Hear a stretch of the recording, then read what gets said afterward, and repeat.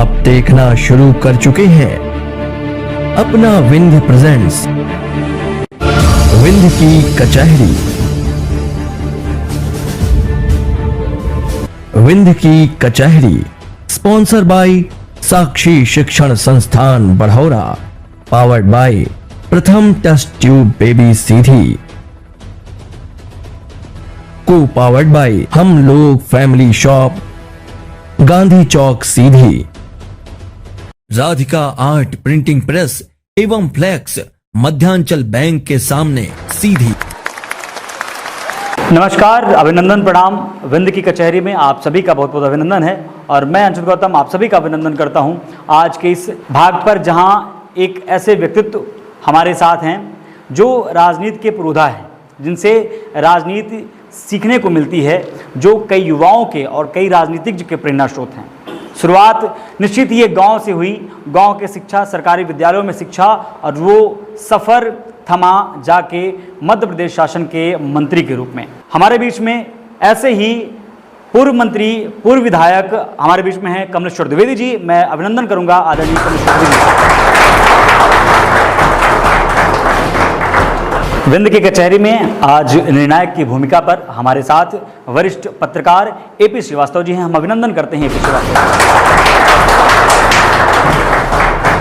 विंध्य की कचहरी में आज सवालात और इल्जामात का सिलसिला जारी हो, उससे पहले आज के निर्णायक, आज के जज एपी श्रीवास्तव जी से आज की कार्यवाही की शुरुआत की इजाज़त चाहते हैं। विंध्य की कचहरी की अदालत शुरू की जाए। बहुत बहुत धन्यवाद। सवालात इल्जामात का सिलसिला जारी हो, उससे पहले पूर्व मंत्री, पूर्व विधायक कमलेश्वर द्विवेदी जी के राजनीतिक करियर पर एक नजर। सीधी के माटी पुत्र कमलेश्वर द्विवेदी का जन्म 1 जुलाई 1949 को सीधी जिले के भोईमाड़ ग्राम में कृषक परिवार में हुआ था। गांधीवादी विचारधारा से प्रभावित कमलेश्वर द्विवेदी के जीवन में गांधी के विचारों का गहरा प्रभाव पड़ा। अपनी सादगी और जनता से जुड़ाव का सिलसिला आगे बढ़ता गया। मध्यम वर्गीय कृषक परिवार में जन्म के कारण किसानों के मनोभाव को श्री द्विवेदी ने करीब से देखा। गरीब किसान मजदूर के साथ कंधे से कंधा मिलाकर चलते हुए कमलेश्वर द्विवेदी आगे बढ़े। हृदय में कांग्रेस की विचारधारा को आत्मसात किए द्विवेदी को कांग्रेस के मजबूत स्तंभ, सर्वहारा वर्ग के पुरोधा कुंवर अर्जुन सिंह का आशीर्वाद प्राप्त हुआ और सन 1980 में कमलेश्वर द्विवेदी कांग्रेस की टिकट से चुनाव जीतकर विधानसभा पहुंचे। उसके बाद सन 85 में भी जनता का जनादेश श्री द्विवेदी को प्राप्त हुआ। इस दौरान अपनी विधानसभा में सबसे ज्यादा हैंडपंप लगवाने का काम किया। 1990 में एक बार फिर जनता ने श्री द्विवेदी को विधानसभा भेजा। 1980 से लेकर 1993 तक अपने कुशल अनुभव एवं कार्यशैली के कारण श्री द्विवेदी 1982 में इफको के डायरेक्टर, 1983 में कृषि विश्वविद्यालय में डायरेक्टर, 1989 में मध्य प्रदेश शासन में राजस्व पीएचई मंत्री रहे, 1992 में एमपी बोर्ड के डायरेक्टर रहे। आज विंध्य की राजनीति के ये तीनों मजबूत स्तंभ हमारे बीच नहीं है, लेकिन इनके विचार, इनके सिद्धांत सदैव जीवंत रहेंगे। और आज एक बार फिर हम सबके अगुआ, मध्य प्रदेश विधानसभा के नेता प्रतिपक्ष, सीधी के माटी पुत्र अजय सिंह राहुल ने विश्वास जताया है। हम सबको एक होकर उनके विश्वास पर खरा उतरना है और मन में एक ही लक्ष्य है, सीधी को उत्कृष्ट बनाना। आपके साथ से मजबूत हौसलों के साथ कमलेश्वर द्विवेदी आगे बढ़ रहे हैं। आपका विश्वास, सीधी का विकास। सवालात और इल्जामात का सिलसिला यहीं से शुरू होता है और आज जो पहला आरोप आप पर लगाया गया है जनता जनार्दन द्वारा, सबसे पहले तो यही सवाल जो वर्तमान की राजनीति की स्थिति पर है कि आप कभी, जो वर्तमान विधायक हैं, काफ़ी समय से प्रतिद्वंदी रहे हैं, लेकिन आप कभी विरोध करते नहीं पाए गए। ऐसा क्यों कि केदारनाथ शुक्ल जो वर्तमान विधायक हैं, उनका विरोध आप कभी नहीं करते पाए गए मंचों के माध्यम से? देखिए, ये आपने बहुत अच्छा सवाल पूछा है। मेरे स्वभाव के अनुकूल ही आपका प्रश्न है जी। मेरा स्वभाव तो ऐसा है ही है कि अनावश्यक बातों में न उलझा जाए। और दूसरा, हम लोग जिस पीढ़ी के हैं, जिस समय से हम लोगों की राजनीतिक शुरुआत हुई है, 1977 से, या ये कहिए कि 1980 से, जब से श्रद्धेय कुंवर अर्जुन सिंह जी ने टिकट दिया कांग्रेस पार्टी का पहली बार, तभी से हम लोग उनके आदर्शों पे चलते रहे। और हमारे साथी सहयोगी वरिष्ठ साथी स्वर्गीय इंद्रजीत कुमार जी थे, पूर्व मंत्री जी, उनका भी स्वभाव ऐसा था। और हम लोग ये चाहते थे कि पद में रहते हुए ज़्यादा से ज़्यादा जनता की सेवा किया जाए, विकास के काम किए जाएं, लोगों की भलाई के काम किए जाएं, और अनावश्यक नुक्ताचीनी में पड़ने की ज़रूरत नहीं थी। उस समय भी 80 में भी उस समय माहौल तो ऐसा नहीं था एक दूसरे की नुक्ताचीनी करने का, लेकिन कुछ ऐसे थे भी कि उस समय भी लोग नुक्ताचीनी करते थे। पर आदत ही हमारी शुरू से ऐसी थी, मेरी आदत, इस संबंध में कभी पड़ा नहीं। आज की जो वर्तमान राजनीति है, जो आरोप यहाँ पर आप पर लगता है कि विरोध न करना, इसका तात्पर्य ये माना जाता है या तो आंतरिक करार, या आप भाजपा की राजनीति से संतुष्ट हैं और शायद वही हार की वजह बनी आपकी। नहीं, कुछ इसमें सच्चाई है आपकी बातों में। कुछ लोग उसमें भावावेश में पड़ जाते हैं, आम पब्लिक भी उसमें, खासकर नई पीढ़ी के लोग जो है उसमें पड़ जाते हैं कि भाई इसमें कुछ बात नहीं हुई। एक मैं आपको उदाहरण बताऊं, 2013 के चुनाव में अमरवाह गांव में एक सभा हो रही थी किसी घर में, काफ़ी लोग थे वहाँ, और उसमें नेता प्रतिपक्ष हमारे आदरणीय राहुल भैया अजय सिंह भी थे, हमारे प्रचार के लिए आए थे। उस समय टिकट मिला था मुझे। तो कुछ लोगों ने वहाँ भी शिकायत की कि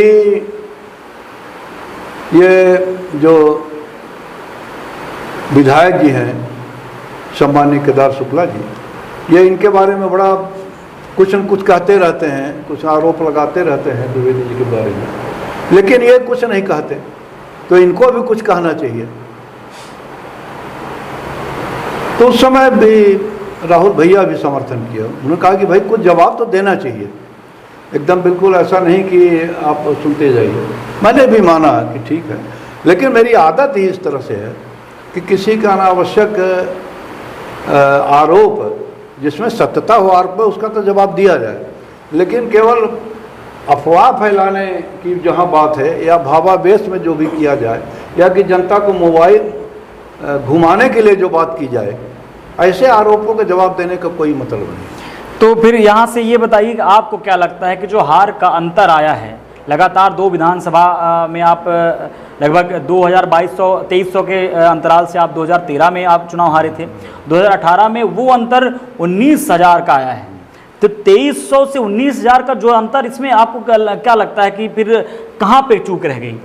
देखिए, इसमें भारतीय जनता पार्टी के लोग, खासकर जब से मोदी जी का अवतरण हुआ भारतीय जनता पार्टी के नेतृत्व, शीर्ष नेतृत्व में राष्ट्रीय स्तर पर, उस समय उनके योगदान को ही कहा जा सकता है। इस अंतर के लिए मैं तो उनको ही जवाब दूँ, उनके नाम की वजह से ऐसा उन्होंने ढोल पीटा भाजपा वालों ने, और मोदी जी का नाम ऐसा किया, और वो भी अपने को ऐसा प्रोजेक्ट किए मोदी जी भी राष्ट्रीय स्तर पर, कि लगा कि इनके बराबर कोई नेता है ही नहीं, कांग्रेस में उनके बस्तर का कोई नेता नहीं है जो शीर्ष नेतृत्व दे सके।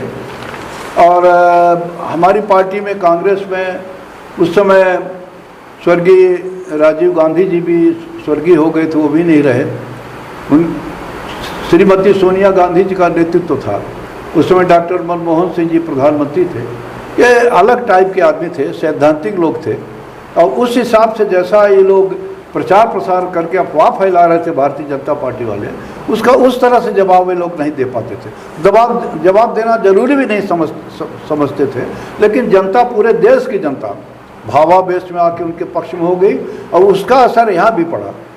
हमारे विधानसभा क्षेत्र में, सीधी विधानसभा क्षेत्र में, पूरे संभाग में, हर जगह मध्य प्रदेश में उसका असर पड़ा, और यहाँ भी सरकार बदल गई।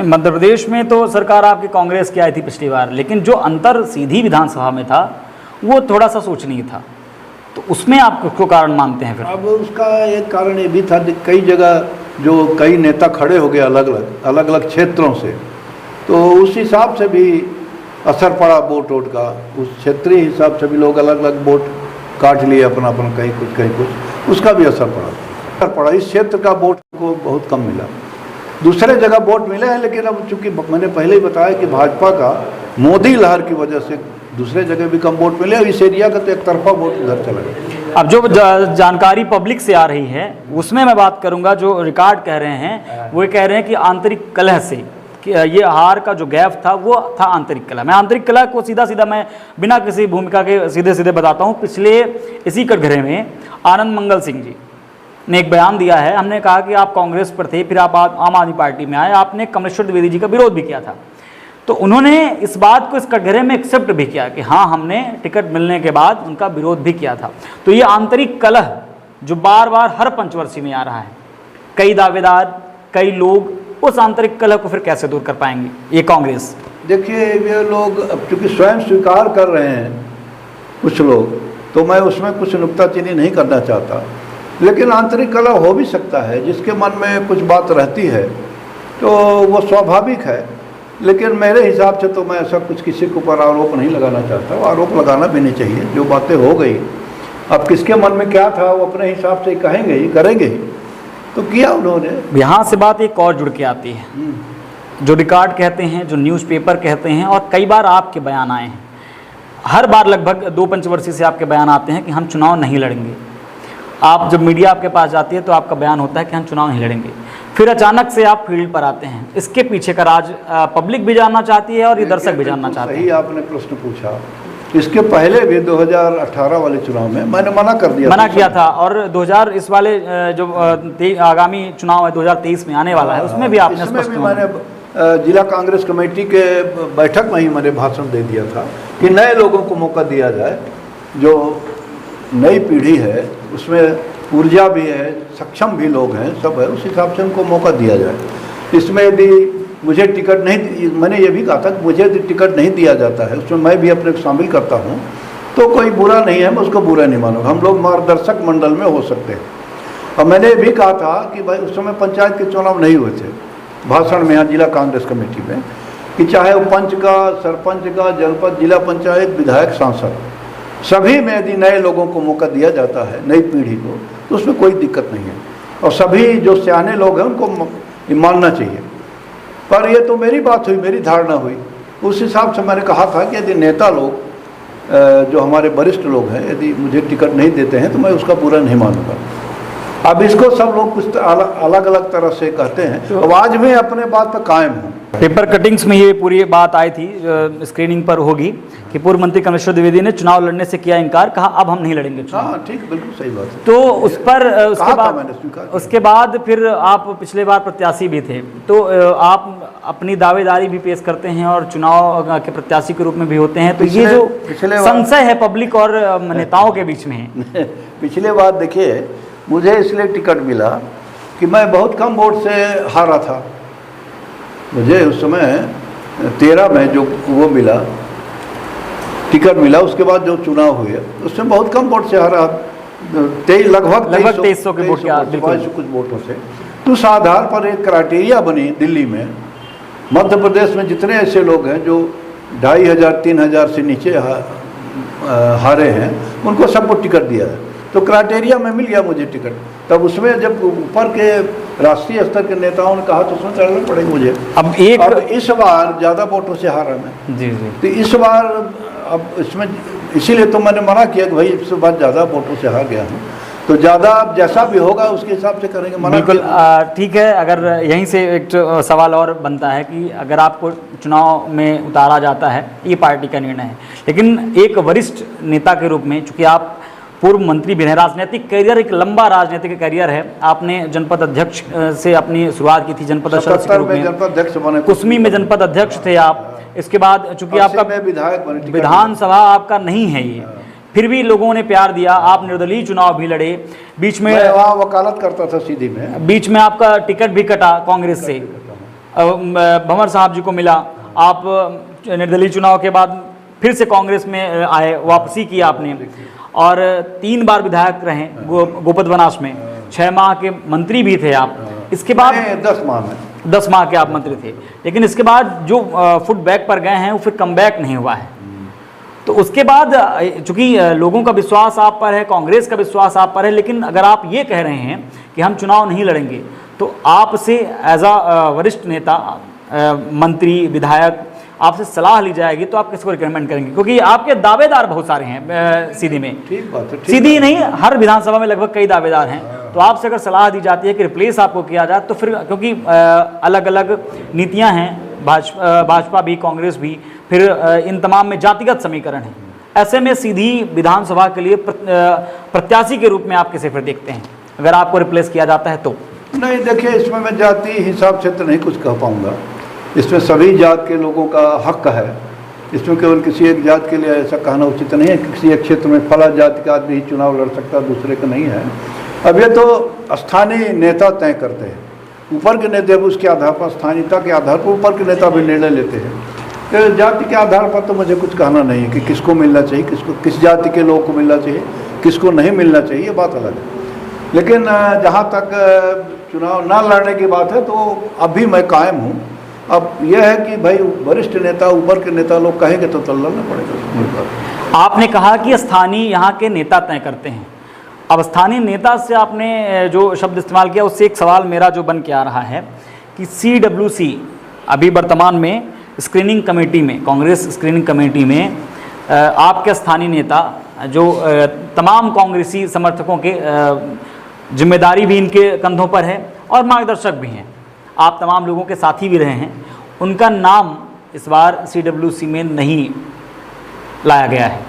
मैं सीधे सीधे तौर पर बात कर रहा हूँ अजय सिंह राहुल भैया की। और कयास ये भी लगाए जा रहे हैं, भाजपा के लोगों ने ये आरोप भी लगाया है, अभी अग्निबाण भोपाल की एक पेपर में ये निकला भी है पेपर में कि वहाँ से नाराज़ होकर, कांग्रेस कमेटी से नाराज़ होकर चुरहट आ गए हैं अजय सिंह राहुल भैया विगत दिनों पे। इस पर फिर क्या टिप्पणी होगी? देखिए, नाराज होना ना होना ये तो व्यक्तिगत प्रश्न है भाई। किसी के अनुकूल कोई निर्णय नहीं हो तो स्वाभाविक रूप से नाराज होना ये तो चलता रहता है। एक वरिष्ठ नेता के साथ कुछ भी, हम लोग वैसे नाराज होते थे, किसी अपने पक्ष में फैसला कुछ नहीं आता तो स्वाभाविक रूप से उसमें कोई दिक्कत नहीं। लेकिन किसी को, जैसे हमारे यहाँ से कमलेश्वर पटेल जी बन गए, कांग्रेस वर्किंग कमेटी के राष्ट्रीय स्तर के, बड़ा पद है, महत्वपूर्ण पद है, तो वो स्वागत है उनका, बहुत अच्छी बात है। किसी को मिल गया तो अच्छा है, कोई दिक्कत नहीं है। वो भी 2 बार के विधायक हैं, मंत्री रहे हैं, और इस बार भी चुनाव लड़ेंगे संभवतः, इसमें कोई दिक्कत नहीं है। तो बन गए तो कोई दिक्कत नहीं है, पिछड़े वर्ग से भी आते हैं। राहुल भैया पहले भी उनको मान्यता कम नहीं है उनकी, पहले भी प्रदेश में विपक्ष के नेता रह चुके हैं, मंत्री रह चुके हैं, वो कई सालों तक मंत्री रहे, 6 बार विधायक भी रहे हैं। और श्रद्धेय कुंवर अर्जुन सिंह जी के जो राष्ट्रीय स्तर के नेता थे, उनके बच्चे रहे, उनके लड़के रहे, उनका संरक्षण मिला है। यहाँ के सब लोग उनको चाहते हैं, तो उनका पद में कुछ न कुछ तो मिलना चाहिए। लेकिन अभी भी कुछ न कुछ उनका सम्मान कम नहीं है, और आगे भी मिलेगा पद। ऐसा कुछ ये नहीं है कि आज नहीं मिला तो कल नहीं मिलेगा, मिलेगा पद उनको। बात एक और उठ के आती है, सारे सवाल पब्लिक के हैं, और बात एक और उठ के आती है, ये सवाल मैंने इसी कटघरे पर अजय सिंह राहुल भैया से भी किया था। तो सीधे सीधे तौर पर मैं कहना चाहूँगा कि साड़ा और सुपेला, ये जो मानसिक दूरियां चल रही हैं, आप चूंकि दोनों व्यक्तित्व के साथ ही रहे हैं, आदरणीय स्वर्गीय इंद्रजीत कुमार जी के, और इधर स्वर्गीय कुंवर दाऊ साहब के भी साथ, और राहुल भैया के साथ, तो जो साड़ा और सुपेला के बीच में जो मानसिक कलह चल रही है, उस पर क्या फिर आप टिप्पणी डालेंगे? देखिए, ये तो स्वाभाविक है, हर जगह होता है, एक दूसरे का अपना अपना वो रहता है। लेकिन ऐसी कोई कलह नहीं है, मेरी समझ में ऐसा कुछ कलह नहीं है। ये तो लोग कल्पना करते हैं, भाजपा वाले ज़्यादा उड़ाते हैं, जो है नहीं उससे ज़्यादा उसको वो करते हैं। चुनावी इस समय तो चुनाव वाला माहौल है, जिसमें और ज़्यादा वो करते हैं लोग, तरह तरह के भूम करेंगे, अफवाह फैलाएंगे, तरह तरह की जनता की भावना को मोड़ देने के लिए, कि जिससे आपस में कलह इनकी बढ़े। लेकिन ऐसा कुछ नहीं, आपस में सब ये तय कर लेते हैं। विपक्ष में होने की बदौलत आपका दायित्व बनता है कि उन अफवाहों का आप खंडन करें, जैसे कि ये पेशाब कांड में आपकी विशेष कोई टिप्पणी नहीं आई। पेशाब कांड में देखिए, उसमें हम लोग भी गए थे, धरना प्रदर्शन जो हुआ था गांधी चौराहे में, उसमें मैं भी था, शामिल था, सब नेता थे, राहुल भैया भी थे, कमलेश्वर पटेल भी थे, और जितने जिला कांग्रेस की तरफ से आयोजन था उसमें हम लोग सब बैठे थे, धरना में गए थे, हम लोगों ने विरोध किया। ये बहुत ही निंदनीय घटना थी, इसको किसी के ऊपर नहीं कहा जा सकता, लेकिन एक चीज़ जरूर है उसमें, बाकी तो उसके साथ बहुत गलत हुआ है। ये तो घिनौनी चेष्टा है, घिनौनी कर्तव्य है, इसको नहीं मैं स्वीकार कर सकता। भले वो होली का माहौल हो या कोई भी माहौल हो, नहीं होना चाहिए। लेकिन जो घर गिराने की बात है तो उस समय ये सरकार का समर्थन नहीं किया जा सकता। भाई जब उसको दंड मिल गया, वो अरेस्ट हो गया, जो अपराधी है, अपराधी उसका अरेस्ट हो गया, तो अब दोषी जब हो गया तो घर वालों को इसमें कौन सा दोष है?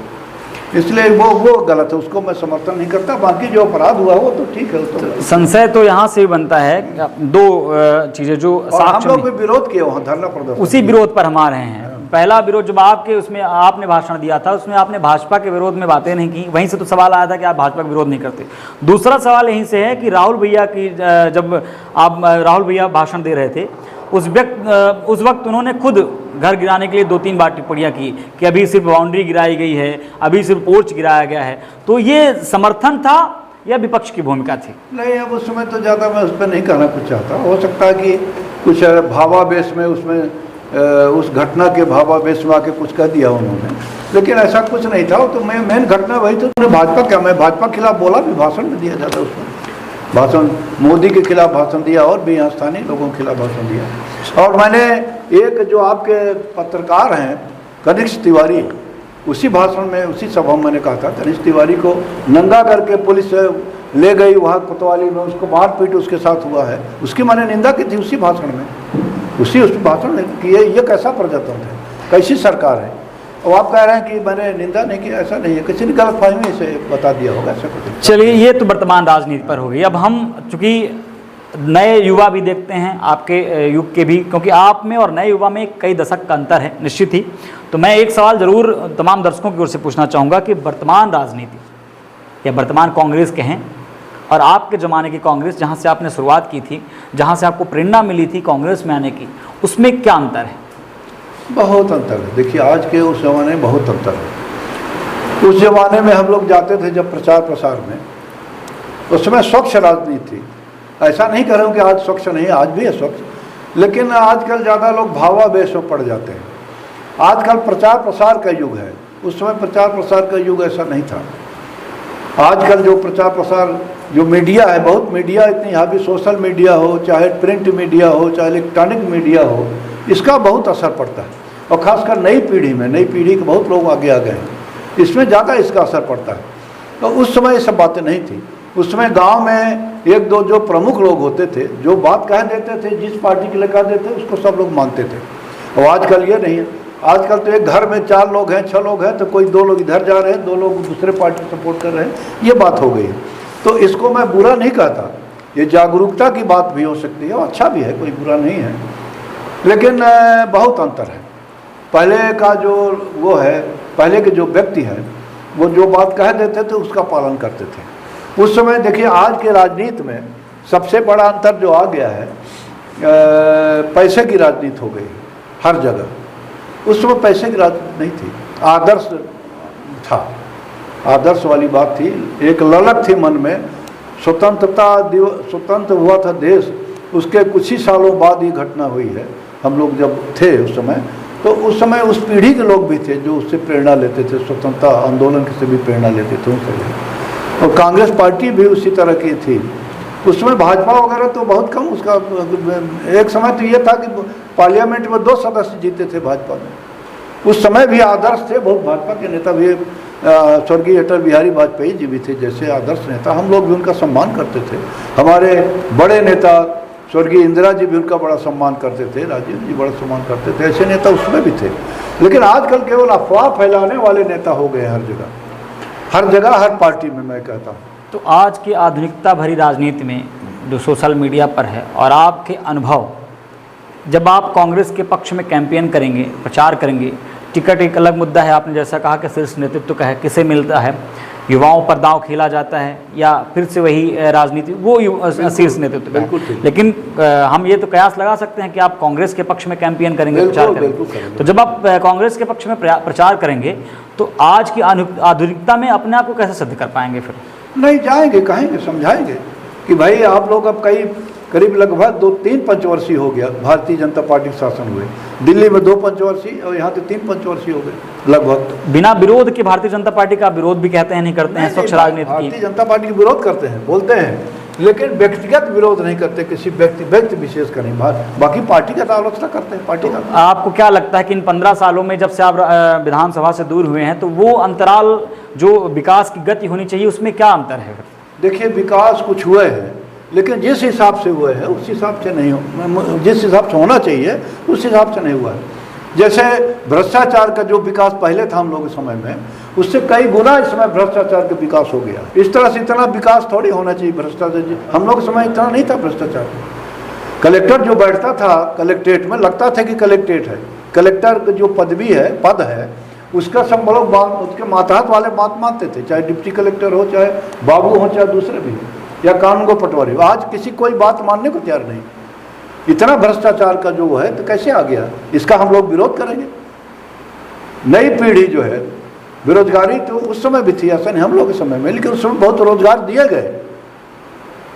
कुमार साहब अर्जुन सिंह जी ने बहुत से बेरोजगारों को नौकरी दिया, हम लोग भी काफ़ी कोशिश करते थे। लेकिन आज बिल्कुल कोई एक आदमी को रोजगार नहीं दे सकता, कोई भी विधायक, कोई मंत्री नहीं दे सकता। ये क्या तमाशा है? और जितने पढ़े लिखे नवयुवक लोग हैं बेरोजगार हैं, वो घर में उनके माँ बाप किसी तरह से पढ़ा लिखा के उनको आगे किए, अब वो घर में बैठ के क्या करेंगे? उनको मौका देना चाहिए। फ्रस्ट्रेट हो रहे हैं। तो ये कैसी सरकार है? ये सब वरिष्ठ, ये सब प्रमुख मुद्दों पे कोई ध्यान नहीं है। काहे के विकास हुआ है? सड़कें ठीक है, कुछ बनी है पहले से, कुछ हम लोग समय बनी थी, कुछ बीच में उखड़ी थी, लेकिन ऐसा नहीं है कि बिल्कुल नहीं बनी थी। इस सरकार ने कुछ अच्छा काम किया, लेकिन आज भी सीधी सिंगरौली का रोड देखिए, कई साल हो गया तो नहीं बन रहा। रेलवे लाइन के देख लीजिए, जहाँ की तहाँ कई साल, 10 साल हो गया, अभी तक मुआवजा पूरा नहीं बट पाया है।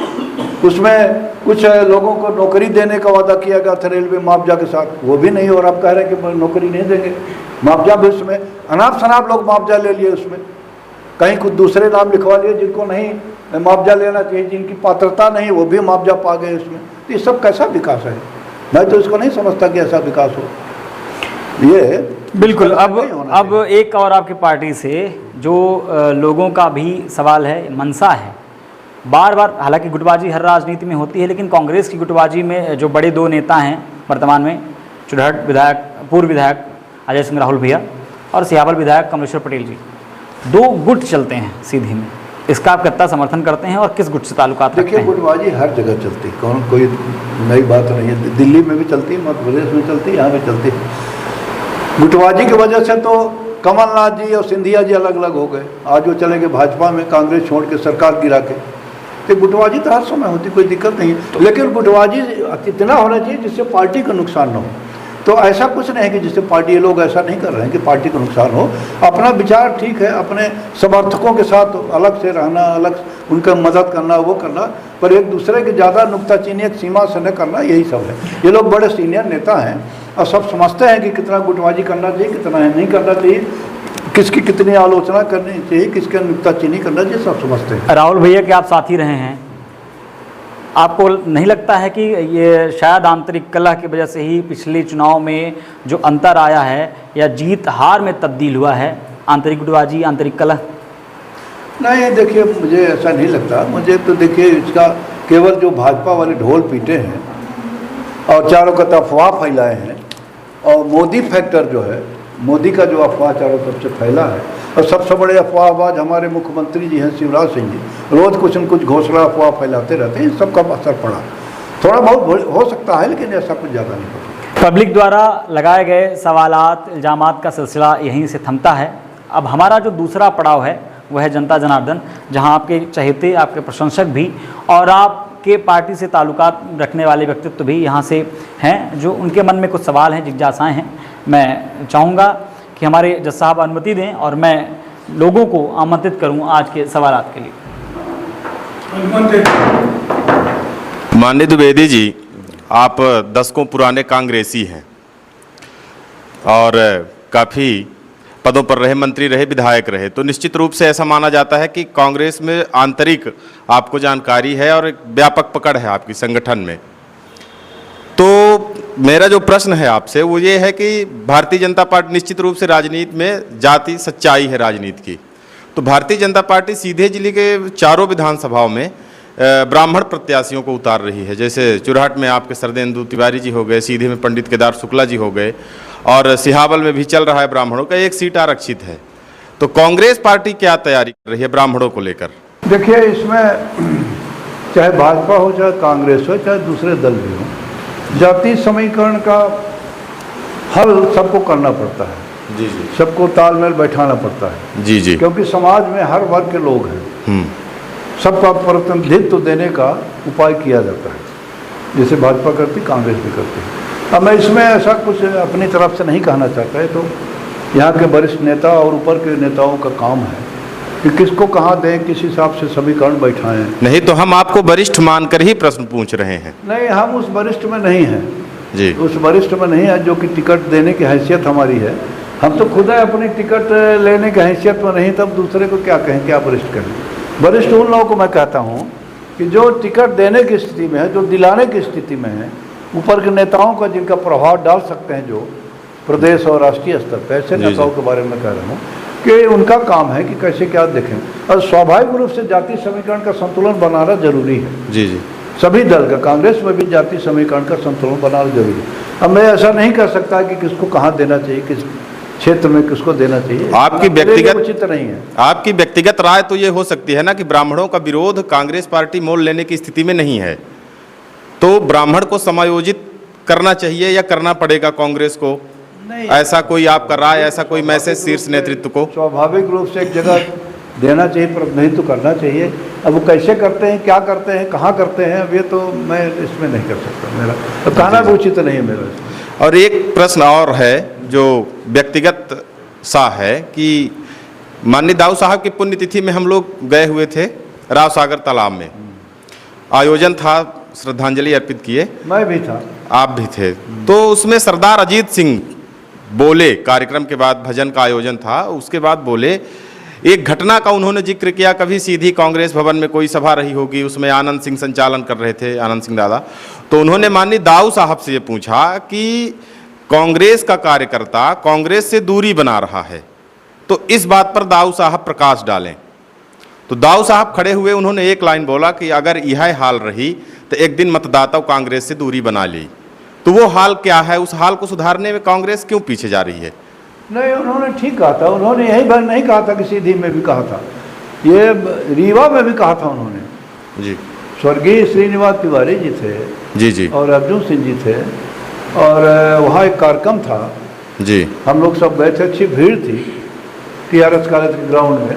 वहाँ पे उन्होंने कहा था कि देखिए, अब वो चीज़ नहीं रही कि अब बड़े नेताओं के तरफ से या उनकी वजह से जीत होती रही, जो वो नहीं होगा। अब सबको अपने बलबूते पे काम करना पड़ेगा, अपने बलबूते पर मेहनत करना पड़ेगा, जनता के बीच में जाना पड़ेगा, उनकी बातों को समझना पड़ेगा, तब जाके जीत होगा। वहाँ पे उन्होंने कहा था ये बात। अब इस मामले में वो तो बड़े बेबाक आदमी थे जी जी, और इस हैसियत में भी थे कि किसी को कुछ सही बात कह सकते थे, हमेशा सही बात कहते थे और हर जगह कहते थे। जी, हमारी तरफ से आपको उत्तम स्वास्थ्य की कामनाएं। चलिए, बहुत धन्यवाद आपको। निश्चित ही यहाँ से एक बात जरूर सामने आई है, जो वर्ग समायोजित करने की, जो सवाल मैंने पहले भी किया। वर्तमान स्थिति में ये सवाल एक सबके जहन पे है कि भारतीय जनता पार्टी आरक्षित सीट को छोड़ के तमाम 3 जो अनारक्षित सीट है, उसमें तीनों में वर्तमान स्थिति जो बन रही है वो ब्राह्मणों पर है। चाहे वो चुरहट की हम बात करें तो सरदेंदु तिवारी जी, सीधी की बात करें तो केदारनाथ शुक्ल जी, और पूर्व में विश्वामित्र पाठक जी, और वर्तमान में अगर छत्री की बात करें, जिससे पिछला चुनाव जो हुआ था, तो शिव बहादुर सिंह जी। फिर कयास लगाए जा रहे हैं कि उनको, विश्वामित्र पाठक जी को फिर से ये कयास लगाए जा रहे हैं कि टिकट देंगे। फिर भी अगर 2 विधानसभा की बात करें तो ब्राह्मण वर्ग है। तो क्या नहीं लगता कि कांग्रेस में एक जगह छत्री चुरहट विधानसभा, एक जगह पिछड़ा वर्ग सियावल विधानसभा, और एक जगह आरक्षित जो पहले से, तो सीधी को बैलेंस करने के लिए या तो इच्छा या तो मजबूरी ब्राह्मण वर्ग ही हो सकता है। अब ये ऐसा तो मैं इसका सही डायरेक्ट उत्तर नहीं दे सकता, न इसमें सक्षम हूँ मैं इसका उत्तर देने का, क्योंकि पहले ही मैंने बता दिया है एक प्रश्न में जी कि ये ऊपर के नेता तय करते हैं या कि जो वरिष्ठ नेता यहाँ के वो तय करेंगे, लेकिन प्रतिनिधित्व मिलना चाहिए हर वर्ग को। ये जरूर मैं सहमत हूँ कि समाज के हर वर्ग का प्रतिनिधित्व होना चाहिए। और उस प्रतिनिधित्व मिलना चाहिए। अगर आप पुरोधा हैं, राजनीति कई सालों से, कई दशकों से आप देख रहे हैं और सीधी की राजनीति आप देख रहे हैं। पहले गोपद विधानसभा थी और इसके बाद सीधी विधानसभा हुआ, परवीन सीमन हुआ, तमाम लोगों को आपने देखा है, लोगों के बीच में एक अलग छवि है आपकी। आपका मत क्या कहता है कि सीधी विधानसभा में अगर ब्राह्मण वर्ग को नकारा जाता है, जैसा कि हमारे एक साथी मित्र ने कहा, तो उसका चुनाव पर क्या असर पड़ेगा? बस मैं थोड़ा सा डाइवर्ट करूंगा उस सवाल से, चुनाव पर क्या असर पड़ेगा? केदारनाथ शुक्ल जी एक प्रतिद्वंदी के रूप में अभी विधानसभा में देखे जा रहे हैं, लगभग, तब फिर चुनाव पर क्या असर पड़ेगा? देखिए, इसमें मैं किसी एक क्षेत्र की बात नहीं करूँगा, और इसमें चूंकि 3 सामान्य सीट हैं और एक सिंगरौली में भी है, ये समीकरण कायदे से कांग्रेस के हिसाब से लोकसभा का देखा जाता है। तो लोकसभा के हिसाब से 8 विधानसभा में एक सिंगरौली का भी है, तो सामान्य सीट 4 हो गए। अब इसमें ये जरूर है कि समाज के सभी वर्गों का प्रतिनिधित्व होना चाहिए, ब्राह्मण समाज का भी एक प्रतिनिधित्व मिलना चाहिए। अब वो किस क्षेत्र से कैसा मिलना चाहिए, क्या मिलना चाहिए, अब मैंने पहले बता दिया कि वरिष्ठ नेताओं का काम है, ऊपर वालों का काम है। चलिए, बहुत धन्यवाद। मैं इसमें सक्षम नहीं हूँ जी। सवालात और इल्जामात का सिलसिला यहीं पर थमता है। निश्चित ही लोगों के जो आरोप थे आप पर आज कचहरी पर लगाए गए और उसका आपने कैसा प्रत्युत्तर दिया, आपने पैरवी कैसे की, उसका निर्णय हमारे आज के निर्णायक AP श्रीवास्तव जी करेंगे। आपको यहाँ इस अदालत पर, इस कचहरी पर क्या सज़ा मिलती है या आप बाइज्जत बरी होते हैं, उस निर्णायक की भूमिका पर मैं आदरणीय आज के जज AP श्रीवास्तव से मैं अनुरोध करता हूं कि आज का फैसला सुनाया जाए। भिंड के कचहरी में आज कांग्रेस के वरिष्ठ नेता और पूर्व मंत्री श्री कमलेश्वर प्रसाद द्विवेदी जी उपस्थित हुए और उनके ऊपर अंशित जी ने कई आरोप लगाए।